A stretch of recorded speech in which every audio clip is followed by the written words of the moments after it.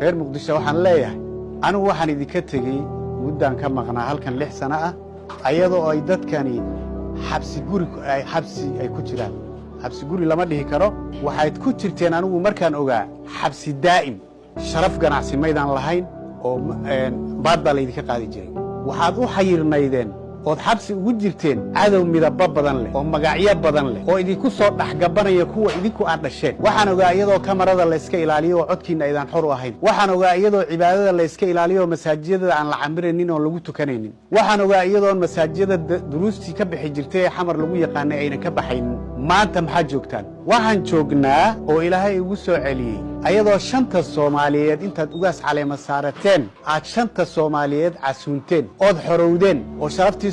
sharaftiinii ay soo noqotay oo xabsigii aad ka baxdeen weli miyaad aragteen qof xabsi daa'in ku jiray oo xabsigii laga jabiyey oo ninkii ka jabiyey haysta oo dhahay maxaad iga jabisay xabsiga aan ku noqdeen maynaan arag taariikhda ma dhicin tii baad u socotaan waxaan idin leeyahay waxaa la yidhi bahalka la yidhaha doorshaanka ama xarwalwaalka qolba say u taqaano Soomaalidu mar walba wuxuu ku dhex jiraa wax aan udgoonayn waxaa la yidhaha haddii barfuun lagu dhijiyo wuu dhintaa nabadanaad ayaad qaban laadihiin oo waxaad adhagti garayseen magaxumadii iyo sharaf darradii maanta daraad waxaana lagu casuumay balcad si sharaf leh oo ummaddii Soomaaliyeed oo dhan shanta Soomaaliyeed ay u dhan tahay kii NFD ka yimid kii kililka Soomaalida ka yimid kii gobollada ka yimid shalay la idiiman karin waxba ma idaan casuumi karin bal ee waxaad ka dhuumanayseen kamaradaha marka ma waxaad tihiin xarwalwaalkii ku dhimanaya udgoonka ee ku dhex jira qurunka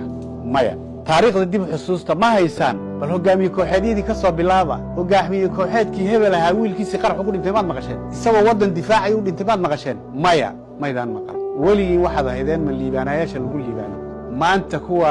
tabeellaha la taagan dariiqa ma ayna soo bixi karin shalay maya iyaguna markhaati bay ka yihiin waxaan idin leeyahay xorriyaad u baxdeen sharaf baad yeelateen ummadda Soomaaliyeed baad casuunteen shantii afarta gees ka timid intaasoo goglood oo soo dhoweyn ah oo Soomaali aad ku soo dhoweynaysaan ayaa dhigteen aqligu ha shaqeeyo wax aad haysataan ee nimcada iska burburinina waa dardaaran aqligu ha shaqeeyo dhaqanka waxaan leeyahay reer muqdisho adeer waddankan idinka leh Soomaali ilaahay baa nasiib idinka dhigay inaad koofidii ummadda Soomaaliyeed aad deganaataan sidaad ugu soo dhoweynaysaan eed u sharfaysaan eed u maamuusaysaan shalay maydaan samayn karin waddankiina hagaajistaan leeyahay walaalaha mucaaradka waxaan leeyahay walaalayaal aqoon baa leedihiin iimaanka Allah idin galsho dadkiina si nabad wax